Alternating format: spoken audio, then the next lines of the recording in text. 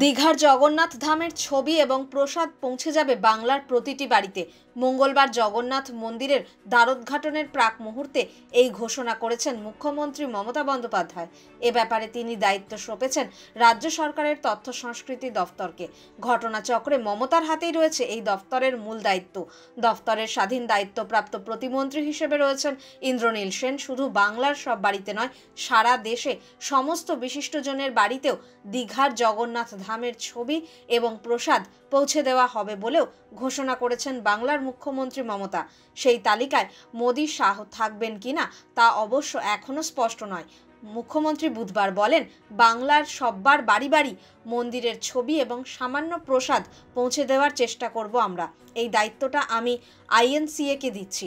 বুধবার দ্বারোদ্ঘাটন অনুষ্ঠানে যারা আমন্ত্রিত তারা দীঘায় যে হোটেলে উঠেছেন তাদের প্রত্যেকের কাছে বুধবার এই জগন্নাথ দেবের ছবি ও প্রসাদ পৌঁছে দেওয়া হবে বলে জানিয়েছেন মুখ্যমন্ত্রী। বাংলার সব বাড়িতে দীঘার মন্দিরের ছবি এবং প্রসাদ পৌঁছে দেওয়ার কর্মসূচি বাস্তবায়িত হওয়া শুরু হলে তা হবে ভোটের 1 বছর আগে বড় কর্মসূচি। অনেকে এই বিষয়টিকে বিজেপির হিন্দুত্বের অস্ত্র ভোঁতা করার কৌশল হিসেবেও দেখছেন।